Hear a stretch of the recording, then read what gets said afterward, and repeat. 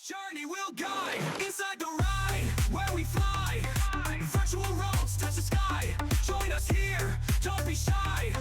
Inside the ride, yeah, we hide. Welcome to Inside the Ride podcast by MyWhoosh with myself, Bradeley, and of course the senior esports manager here at MyWhoosh, Matt Smithson. We're back for episode 2.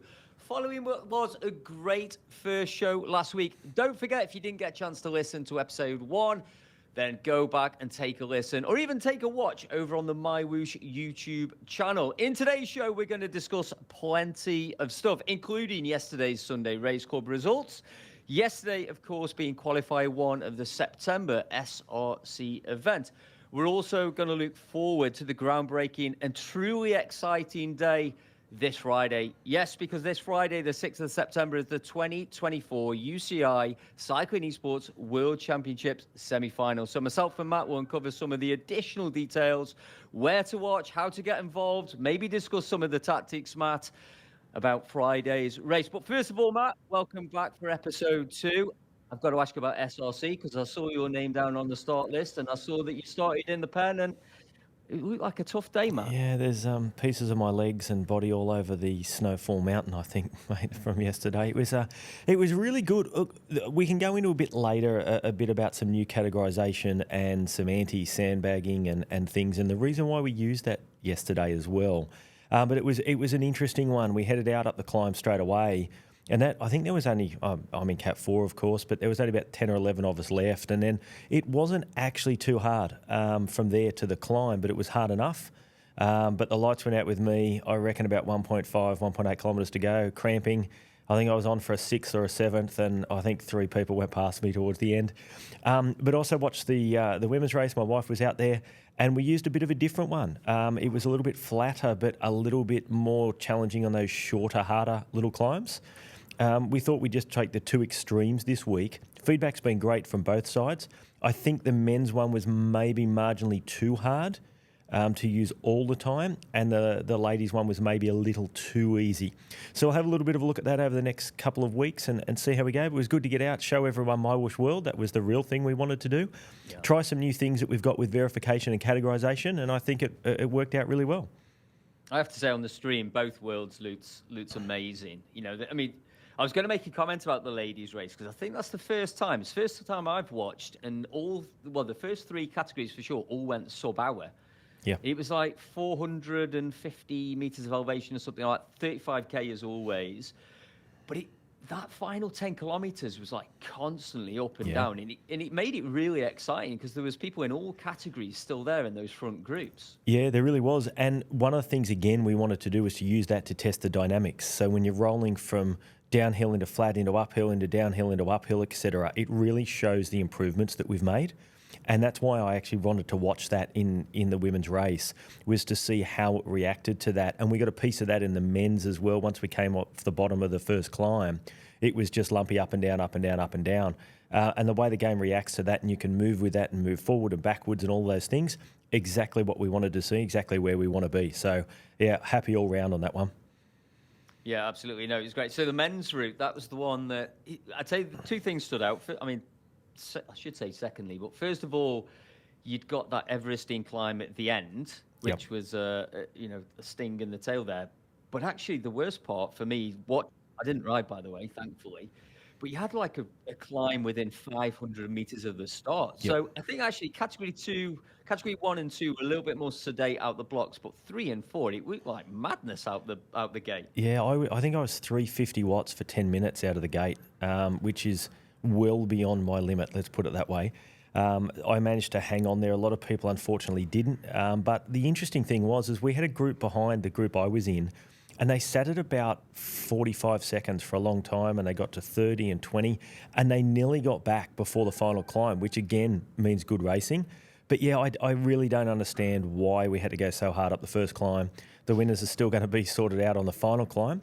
But yeah, you sort of got over that, and you were a good few hundred metres of climbing in the first 10K. I think it was 400 metres in the first 10 or 11 kilometres. And then we had, I think there was the last 7K is another sort of 500 or 600 metres of climbing. So yeah, it was good all round. I'm not sure I want to do it this weekend. I've actually talked to the team and said, can we have Belgium this week?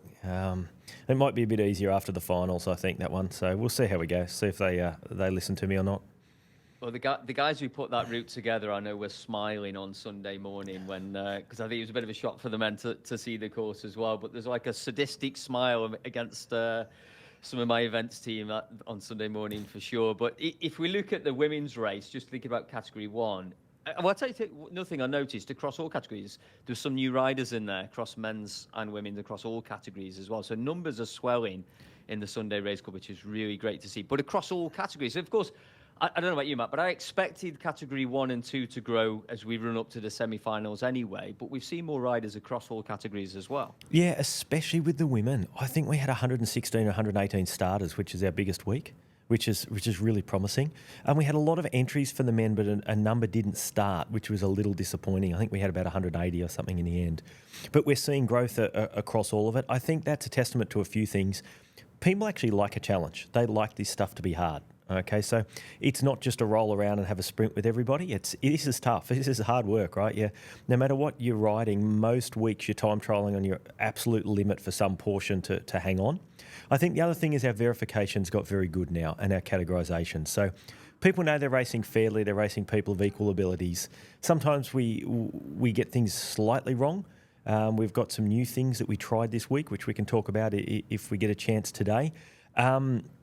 But yeah, I think it's a testament to it's become a really good event. He does. And the thing I've noticed as well is there used to be this before I joined MyWhoosh, it was just about the money. That's why people did SRC. But if I look at today's guest who we're going to have, incidentally, we're going to talk to Jeff Rooney later on. Jeff finishes mid-pack, Cat 4 every week, and he turns up week in, week out.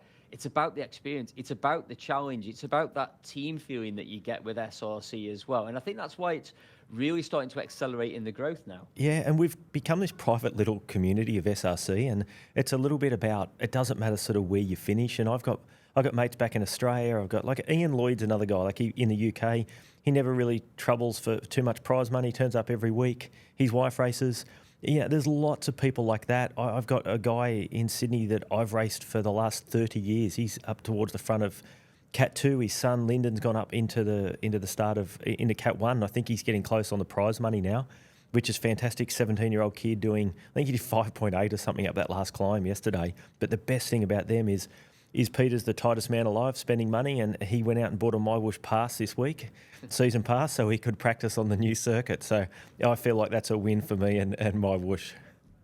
I'm going to come back to a humble brag about the season pass very soon. But if I just look at the pointy end of the race with Cat 1, really interesting with the ladies. We got to switch around with first and second from last week, with Catherine taking first, Mary-Kate McCarthy taking second.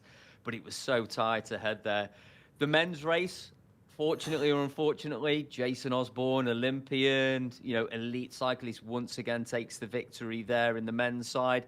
But it was actually Category 2 that I thought was really interesting, because it was great to see Ross Forsyth back in action, because obviously he has been poorly a little bit. He's raced SRC. In fact, I think he's been Cat 1 previously. Yep. But I know he's had a bit of time off the bike. So great to see Ross Forsyth. He took the win in Category 2 ahead of Jonas Bjorhead, and Phil Graves also picking up third there.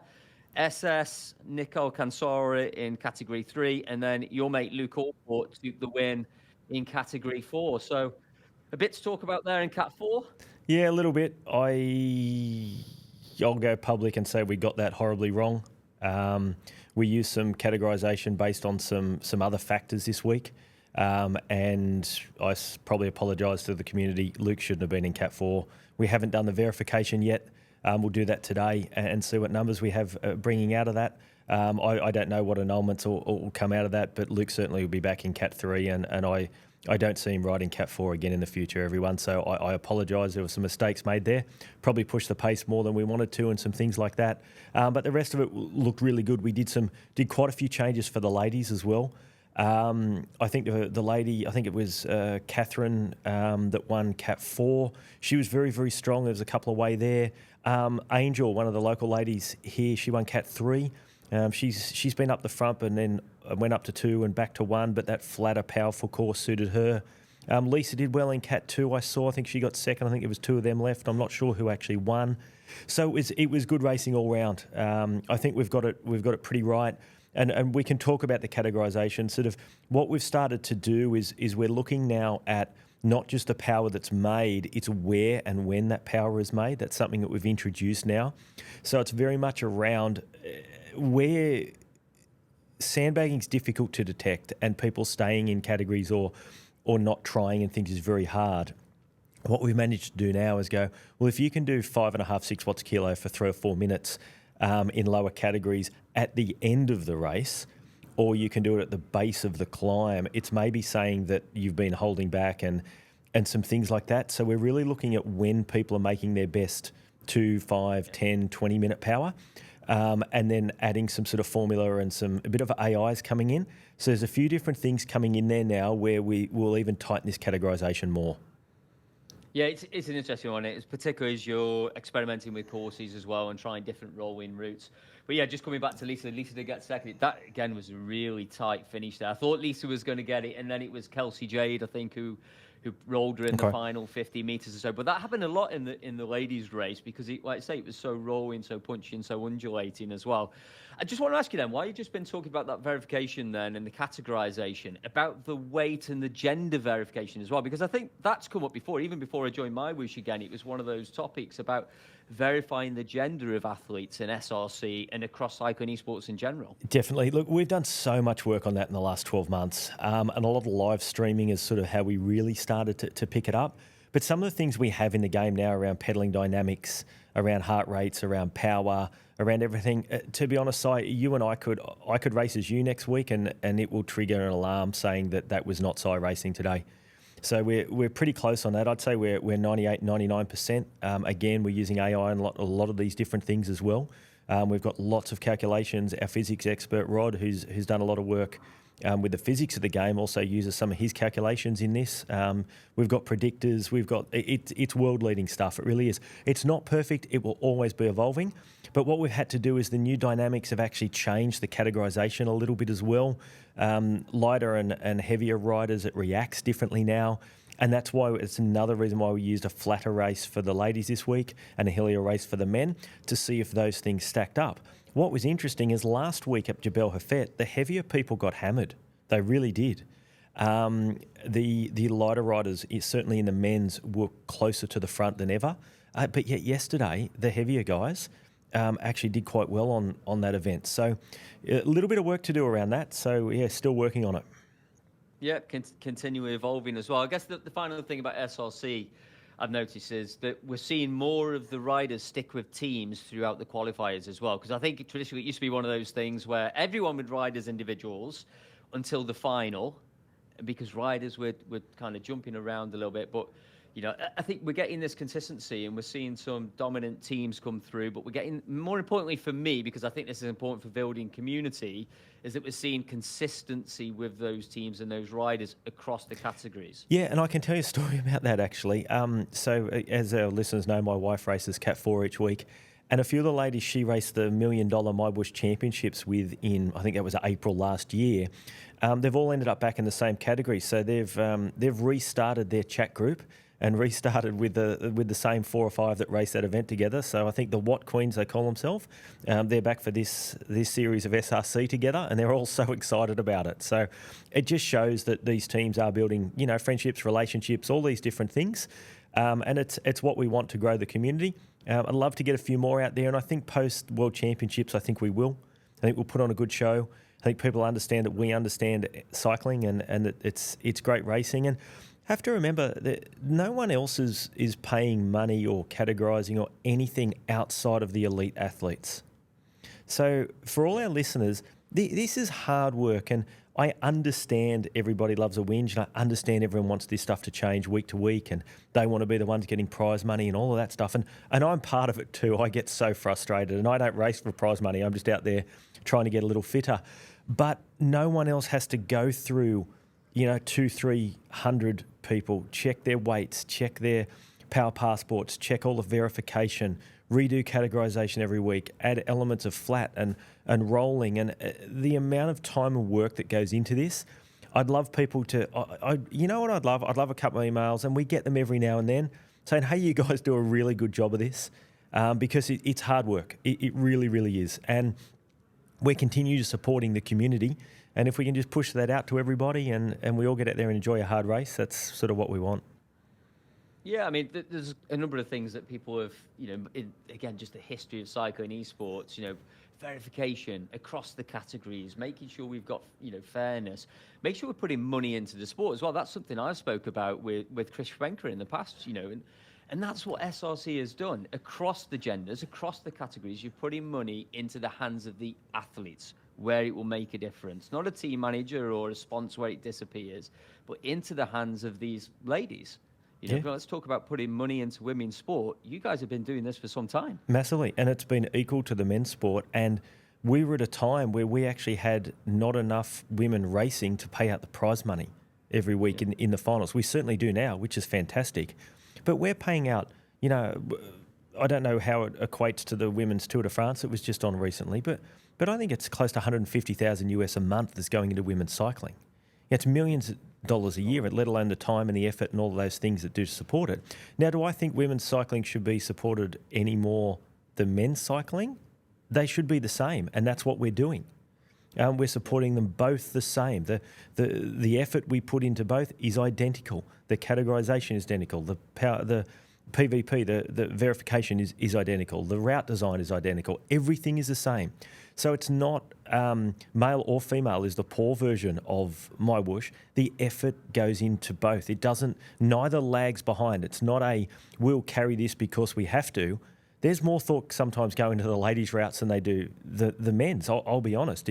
The men's is easy. Stick it on the flat and then make them ride 7K up the last climb, right? We can do that every week. But there's a lot more due to the physiological differences in a lot of the ladies. So we know that there's a bigger spread of ladies that are probably sprinters versus climbers. We really try to vary their stuff up more. So your events team, as you know, put more time into those designs for the ladies a lot of the time. Yep. So when people say should women's cycling be supported more, my answer is it should be supported the same as the men's. And that's exactly what we do at MyWhoosh. Yeah, no, absolutely. And if you want to, experience some fair racing and the ultimate challenge, I think right now of cycling esports, then come and try SRC and register and give it a go, because you should be as close to be guaranteed that you're going to get some fair yet tough racing there with SRC. But it's not just about Sunday Race Club. There are many other races. We've got the classics, Matt, as well now on MyWhoosh. Those happen every Monday and Saturday. We're doing two things there. We're extending the times. I may have mentioned that last week as well. But we're also going to make those non-registration. This Friday, I've already said, is the UCI semi-finals for the Cycling Esports World Champs. After that, those classics are going to go non-registration, so you can rock up on a Wednesday or a Saturday. You'll get the same course on the Saturday that we get the previous Wednesday, and so on, a new course each week. I raced it this week for the first time in quite some time. That was also in the MyWhoosh world, incredibly punchy. But I'm not up there with those elites. I'm like Category 3. Truth be known, I'm probably Category 4 right now, but traditionally Category 3. But I had my own race on my hands with 6 other riders around me. I wasn't at the pointy end of the race, but you're chasing for points because there's points all the way down with the classics. Matt, have you done one of these classics yet? No, Matt hasn't. Matt sort of gets 2 rides in a week and then tries to survive on SRC. But talking about that, I'll have to jump out there and have a bit of a go at it. Look, I view racing in outdoors or indoors these days as a way to get fitter. I know I'm not going to win anything anytime soon in any category that I do, but getting that hard hit out and competing people of similar ability, that's what I really enjoy. I like hurting myself. So, trying to see how long I can hang on. Can I grab a few points? Can I do whatever? I can't ride that hard by myself anymore. So I'll look to jump on the classics. I believe you're rolling out some elimination and handicappy or chase race, I think they're called these days, things in the near future as well. Are we ready for those yet? Yeah, we've got the first elimination race. I think it's the 10th of this month, 10th of September, that we're rolling out the first test event for the elimination race. Chase race is also going to come through, I think, at the end of this month as well. We're going to be doing something with a New Zealand team over there who I think are going to launch those first couple of chase races. So, yeah, lots going on as we sort of roll into that Northern Hemisphere winter, if you like, as well. The other thing, Matt, I'm going to get this in before our guests join us, because you mentioned last week you've got this internal challenge with the Frostfire Veil. Yep. So I decided on Friday to try and master this above 30 kilometer per hour average around Frostfire Vale. I also decided that I would try and coincide this 15 kilometer challenge, average challenge, which is in the season pass as well. Yep. No one told me that final climb within the final 5 kilometers was going to be there, because I was chuffed to bits with 25 kilometers in, thinking I've nailed this. Averaging 34 kilometers an hour, kept it above 15 comfortably, hit that climb, and the wheels were coming off very, very quickly. I did manage to get, I think, 32 average, but I did drop below that 15, so I was like, right, that's it, that's done. But it looks like they fixed that bug, because I did unlock the average 15 kilometer and average 30 kilometer challenge for the season pass. So it looks like that's been done. Oh, maybe. I'll be honest, I didn't know that one was fixed. But yeah, it's a difficult route. I got really demoralised because it's slow early on, and I'm at 27, and I constantly have these maths things going. 30k an hour, that's 2 minutes a kilometre, and then if I do 40k an hour, it's a minute 30. But if I do 25, it's 2:20, and then my head just rolls around, and I'm like, oh, I've got to go faster. But yeah, it's a bit of the internal challenge. So well done on the 32. All right, Matt, talking about challenges, I think it's time we bring our guest into the show, a community member who has recently taken on the Everesting challenge. So we're going to ask a little bit about that. But I think Jeff also has an interesting background in the sport and how he got onto MyWhoosh in the first place. So it's my pleasure to invite Jeff Rooney to the show. Jeff, how are you? I'm great, thanks, Si. Thanks for having me. I have to say, Jeff, first of all, that studio looks, or that wherever it is you've got your bike behind you, looks a little bit better state than it did with some of those pictures that you sent us, because you sent me some pictures when you suffered a bit of a landslide. I think you're in New Zealand right now, but yeah, you had a bit of a difficult start to your indoor cycling career.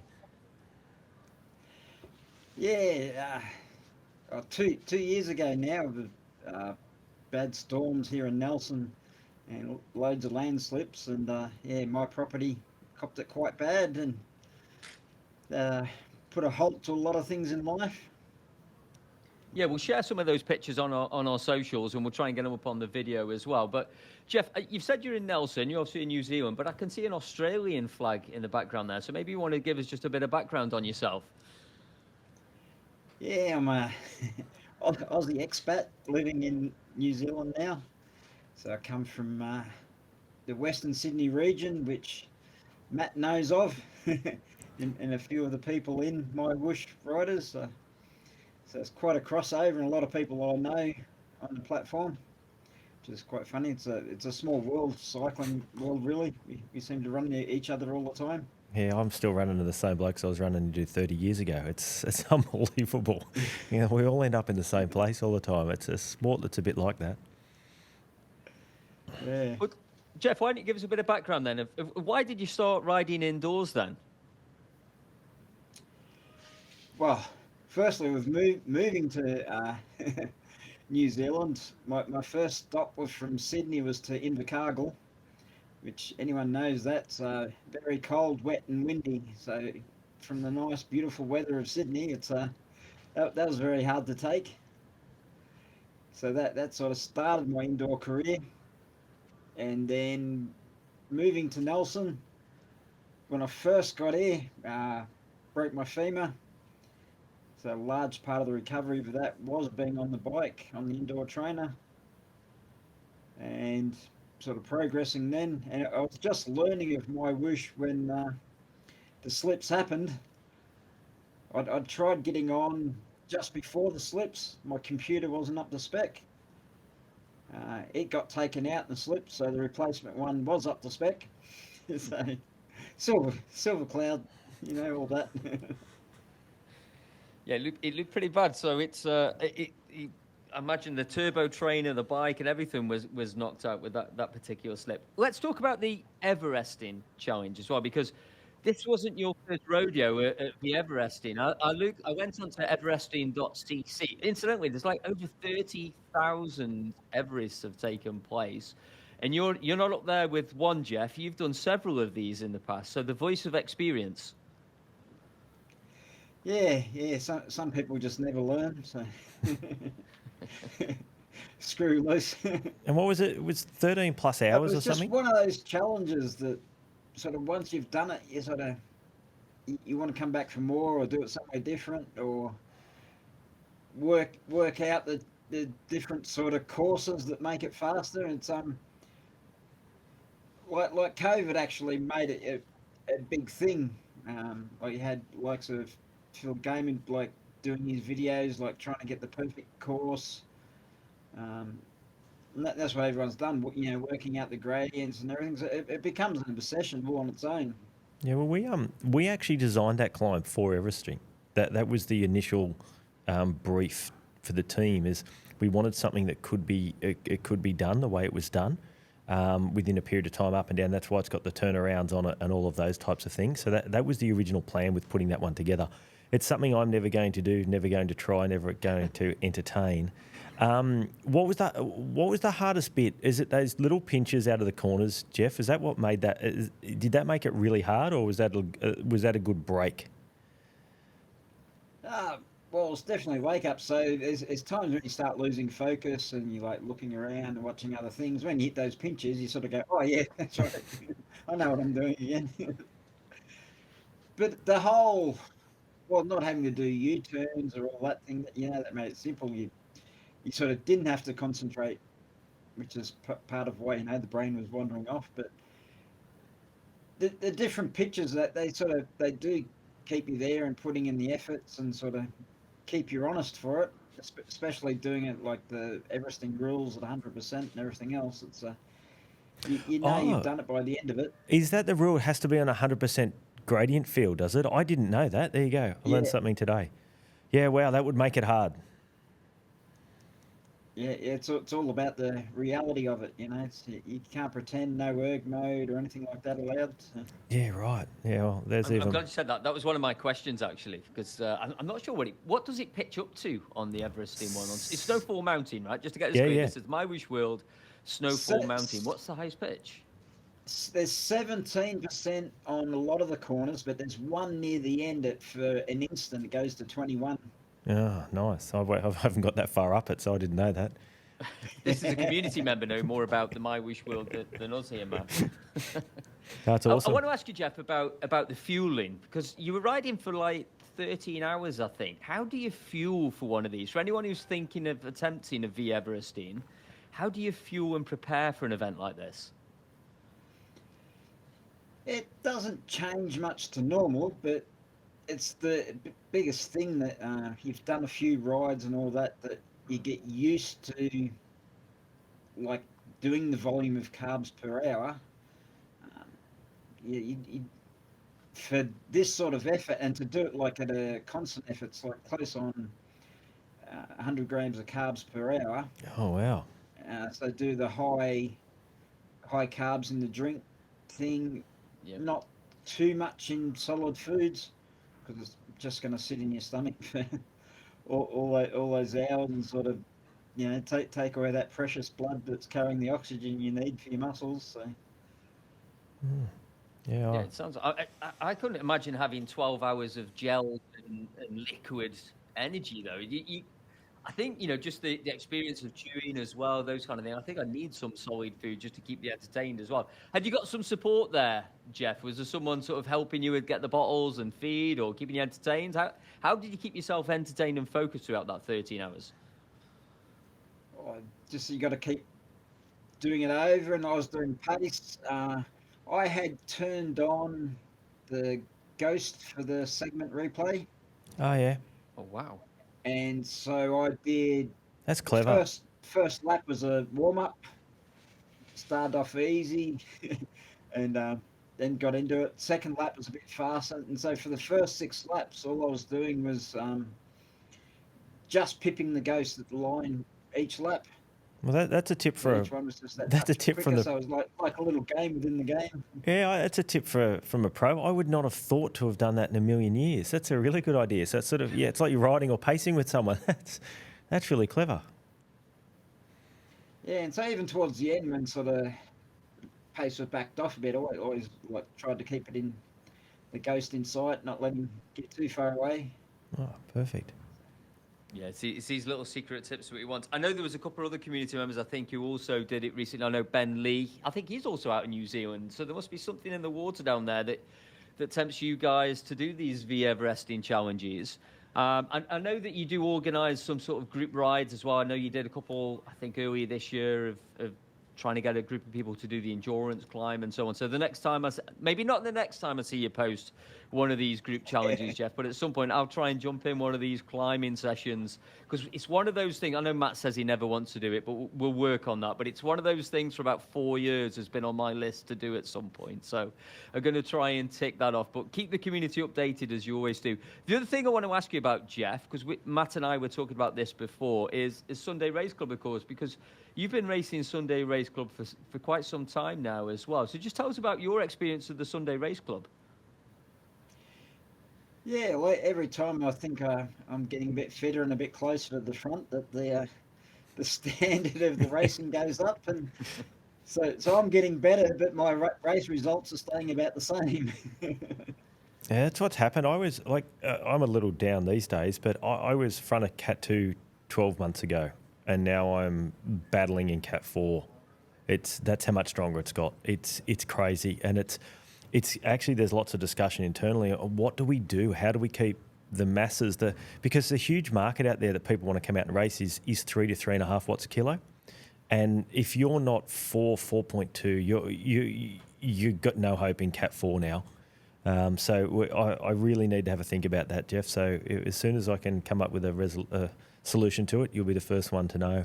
The other thing is, mate, we will be in contact. We've got a beautifully designed new MyWhoosh kit as well. It's got flames on it and all sorts of wonderful things. So as soon as we've got that in stock here, I know they've been ordered from the lovely people at Passay, we'll be figuring out how to get one sent down to you, mate. So just bear with me. I'd love to see you racing in our kit. Oh, that'd be excellent. First one to do the Everest, I think, deserves at least that.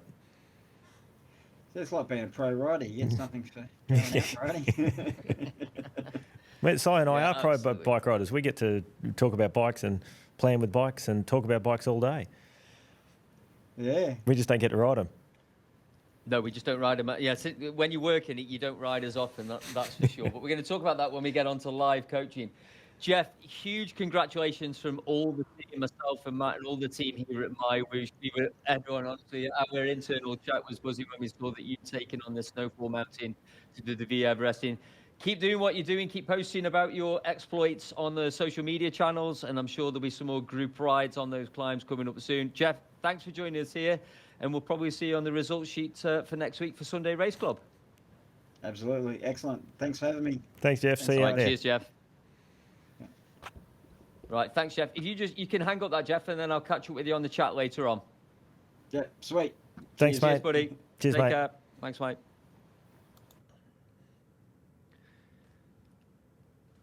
Matt, what an amazing guy. And nothing inspired you there that you might add the Everesting onto your future list? I know you said never, but there must be something there, right? Look, if we can get a group of us, all from MyWhoosh, I need 5. If we can get 5 of us, I'll start. What I'm going to say, though, now is looking how busy we're going to be over this winter. It's going to have to be at the end of this Northern Hemisphere winter, I would say. What has become a little bit of an indoor season, I guess. Let's do a deal for the community. If 5 of us, but we need 50 of the community to start this. Let's aim for early New Year, and let's push it each week. And Phil Graves is not doing it. He's just going to ride too fast for us. We're talking 2.5 watts a kilo all day. I'll be there. Us normal, regular individuals Yes. are gonna crack it, right? Let's do It's it. like this has become a thing now, Matt. Every week we're chucking out a new challenge. It was the Frostfire Veil challenge previously. Now we're chucking this out Yeah, there. are we throwing it out as a New Year's Day challenge? Ooh.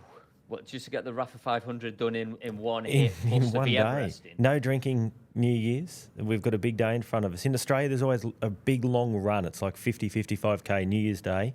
Got to turn up. Maybe we might have a think about this. Let's give, we haven't drunk today, so normally it's the kind of thing you agree over a beer. Exactly. Not this early in the morning. There's a couple more things, Matt, I want to get onto. I want to talk about the semi-finals. That's the big thing that's happening this week. We've got a few test events happening. I know we've got an event Tuesday and Wednesday, I think. Final chances now for these riders to get on the course, test out the strategy, the tactics, the timing of these attacks. It's a big day. 120 plus women, 130 plus men for the 2024 UCI Cycling Esports World Championships. I'm just trying to get into this rhythm of giving it its full title every time, Matt. 2 courses. Stage 1, the strategists. Stage 2, all out. Let's talk about the strategists, Matt. You've ridden this as much as I have, I think, maybe more. You designed it, in fact. So what do you think tactically is the plan? I don't know a very good answer to that. My answer is, am I trying to win or am I trying to qualify? I think there's 2 separate things there. Or am I just trying to get some points to get ranked? So you need points to be ranked. Otherwise, everybody's just going to be basically non-ranking. So there seems to be 3 groups of people out there. There's a couple trying to win. There's a big group trying to qualify. And then there's an even larger group going, I just want a point. So let's start with the point people. I think it's going to be on for young and old for the first sprint point, 2 kilometres in. There's 20 points on offer, 20 to 1. I think if you grab a point there, you're going to be ranked. Okay, so... But anybody that does that is going to be full gas into that climb. That's a K1.5 and it's hard, right? So male, female, same thing. It's same course, same everything. So we're talking not gender specific here. You're going to hit that climb. If you're on your limit at the bottom, you're not going to have a good time. You're really not. So the Catherine Furies of the world and the Jason Osbornes and the Lionels and whomever else, I can't see them going for that first one. I really can't. I think if they hit that at 900 watts into that for 400 metres, they've then got a climb that they can really split the race up. So you're going to go up that climb, and I think that the men, there'll probably be a group of 15 over the top that'll stay together to the finish. I think the women are going to be very, very different. I think there'll be 4 or 5 together over the top, and then they're going to be in 1s and 2s. So I think what we'll find with the men's is we're going to have a solid group of 15 that are going to qualify quite easily. This is what I think. And then there's going to be a group of 10 fighting out for that last 5 spots, and then it's really going to drop off. That's what I feel will happen, certainly on that stage. I think for the ladies, though, it's going to be very, very, very different. I think that, as I said, it'll be a lot of ladies are going to try to get points at the first one. And then I think what will happen is it's going to split up on that climb. So Catherine and Kirsten and a few of those people are going to go over the top together, and they're going to fight it out to the finish. There's no doubting that. And it's a bit of a tough sort of rolling into the finish, but they'll all clear out a lot of points for the double at the end. But then you're going to get 1s and 2s. You really are. And they're going to battle all the way along that, 5K, 4K from the bottom of the climb to the finish, and they're going to try to catch the group in front. The group behind them is going to try to catch them. And I actually, if I'm looking for entertainment, I'm going to watch the women race, not the men. I can tell you what's going to happen with the men. It's going to be really interesting as well. And I tell you, every time, because obviously we've put on all these recon events recently as well, and I log into the game, every hour just to see what events are on and see what's happening. Every time I've logged in to see what's happening with those recon rides, which are happening every couple of hours, there's always elite names in there. Yeah, some right. of these semi-finalists in there. These guys have been on this route many, many times over this last couple of weeks, practicing the strategy as well. And I listened to another podcast actually yesterday with Kristen Kolczynski, for example. She was on the Virtual Velo podcast yesterday, and she was talking about, looking at the 2 stages back to back doesn't necessarily play to her strength, because although in the strategist, it's like a 4 to 5 minute climb, maybe a touch longer for me right now. But it's not like a climb that we see in SRC that's like 15, 20 minutes. So there's a chance for some riders to hold on there. But we're going to see riders play to their strength on that climb. And we're also going to see that on stage 2 with All Out as well, because I can't get around with these elites, but I know there's some riders, because I've done some of these test events, I've done some of these recons, on that stage 2 All Out, I could get round. I could survive with a reasonable size group on that if they were just going hard on the climb. Yeah. But riders like KK, riders like Kaminsky, but you've already mentioned there, you've got Vujasan as well. Yep. That will just make it hard throughout. Yeah, and you're gonna end up having a bad time trying to follow those guys. But the ladies, you look at, I think it's Jeremy Prado and Lam Kong that are the top of our Cat 2 stuff. they're really, really powerful. They're probably more powerful over a short period of time than some of the top ladies as well. So it'd be interesting to see how they get through this, because it's designed to suit everyone. That was my intent. So you take Jeremy or Lamb and you go, oh, they get through this here. They're gonna score a bucket load of points and could theoretically make it to Abu Dhabi in the top 20. Where if we sent them up a massive climb and whatever it is, they've got no chance. So it's going to be interesting, the first one. We come into this second stage, though, which I'm sure you'll talk about now, but it's same thing, 50 seconds flat out. Yeah, it's an interesting one. I raced it on, when did I race it? Friday. And Lisa was in there, Tilly Field was in there, Ergstrom was in there from the ladies, Catherine was in there as well. And it was really interesting because it could be anyone's race. Yeah. You know, and there's like 2 points there. You've obviously got the point segment on that climb, but it's not the only kicker. You've got the kicker, it comes quite quickly after the start point as well, which is not as long, but riders are pushing on there just to try and break it up, because you've got to try and break it up at every opportunity, because if you leave it just to that 1 point, there's probably more riders than you want around you on the later laps. 100%. And again, it was designed for that. So that was designed that you were on the limit of being able to recover before you had to hit it up that little climb. So I wanted to take away that, let's call track sprinters or pure sprinters, probably haven't recovered from that 50-second effort, and they'll get dropped on that little climb. And that was what it was designed for, to sort those out that hadn't done the work before they get around the next time, because anyone can shut their eyes and grit their teeth for 50 seconds, right? But when you've got you've got 3 or 4 minutes before you get round there again, and you're on your limit for that 3 or 4 minutes, and you've got to do the 50 seconds, very, very different story. But again, we come back to the stronger, more powerful riders, and you go, oh, well, they get around there twice, beat the good riders up there twice, that's 40 points, they're coming to Abu Dhabi, right? They really are. And then you throw in the final when it's going to have the sprint, and you go, I'm not going to discount some of these shorter, powerful riders here. I think the difference is going to be how they manage that climb on the first stage, and do they lose just an absolute bucket load of points on the first stage? But it's going to be fun. I can't wait. I wish I was racing so I could be part of it. Unfortunately, I'm not. I don't think I would have qualified, but it's going to be a good night, I think. I've been thinking about it all weekend. I'm super excited about Friday's race, because I just think as a coach or an athlete, it must mess with your mind tactically, because there are so many ways you could potentially play these courses. But that's also just your plan. That's not knowing what the other athletes around you are going to do. And let's say watching these test events, watching these recon rides, watching what's happening in the Sunday Race Club the last week. Generally, there are riders in Cat 2 who could make this really... There's a couple of riders right at the top, both in the men's and ladies, think, right, they're going to get there. I don't see how they don't.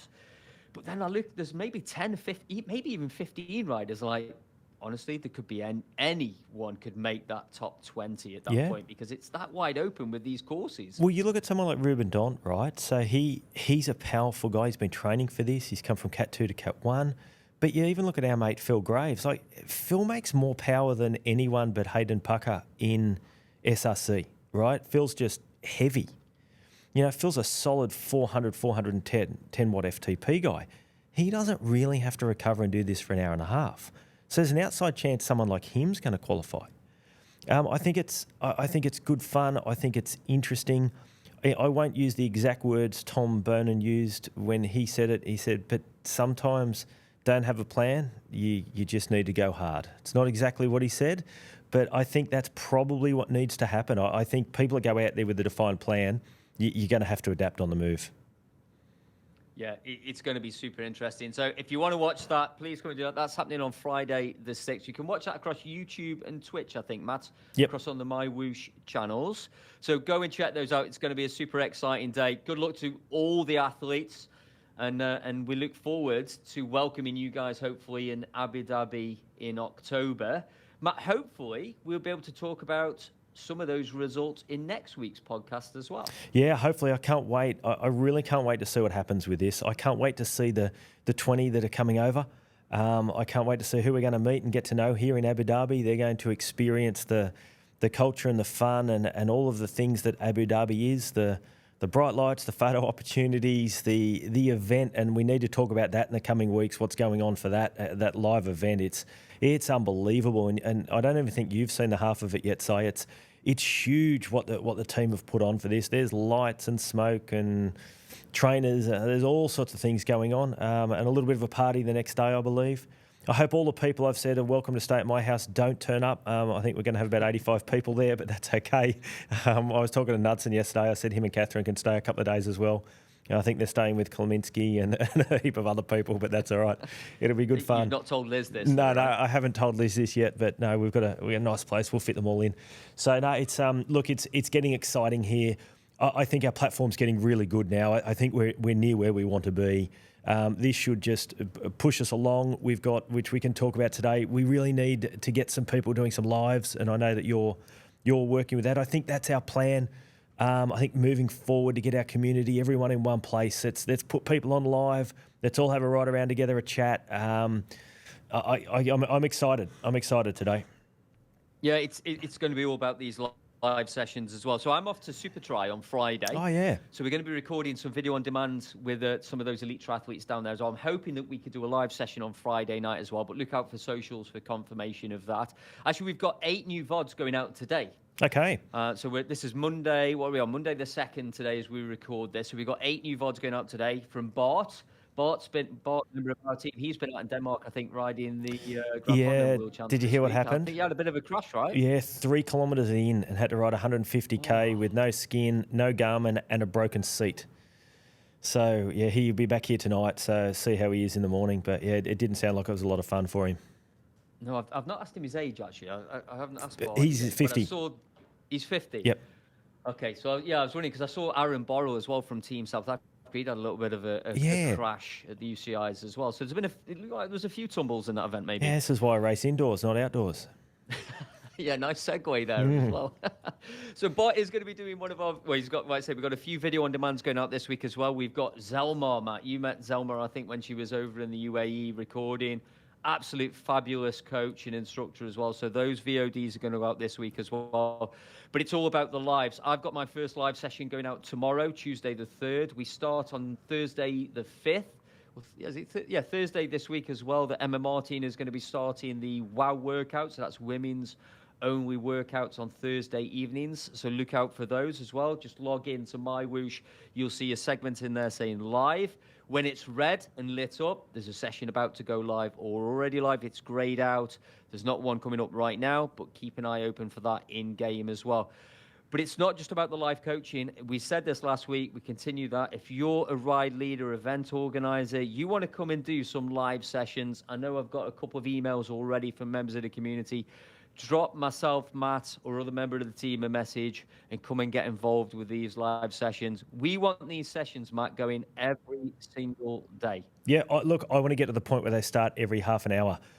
For me, if I'm home and I've got 45 minutes, an hour, or whatever it is I want to do, as I say and continue to say, we're in the field of entertainment. So jump on. There's someone coming live. It'll get me through my ride. I don't like riding these days. I just do it because I've always done it. And if someone can entertain me, I can learn something, I can do a workout, meet some more people. And one of the things is we all congregate into the one place while we're doing this. We all get to know each other. We get to start to build a bigger community, which is what everybody wants. I think everybody listening to us, everybody racing SRC, everyone part of the World Championships, they want a bigger community on MyWhoosh. And I think this is where we're going to get it. So, yeah, we want some people to host them, have some fun with them, try some different things. I'm sure we'll make some changes along the way, but it's easy. You can connect your phone and it records and you're on screen all around the world. So, yeah, let Si know and join up. Yeah, absolutely. So that's kicking off now. Drop us a message and we'll get these sessions going this week, as we've said. So that's it for episode 2 of Inside the Ride, powered by MyWhoosh. We're back next week for episode 2. I'm hoping that next week, as I said, we're going to talk about those results. I'm hoping, well, we're going to have so much to talk about following these semi-finals. We're going to get some of the athletes in the run-up as well, I think, to the finals happening in October there. Don't forget to follow, like, and share this podcast with your friends and your fellow esports friends. We want to hear from you, the community. Tell us what you want us to discuss. What do you want to hear about? What inside line do you want from Matt or myself or other members of the team? Thanks for joining us here, and we'll see you again for another Inside the Ride by MyWhoosh. On this journey we'll guide inside the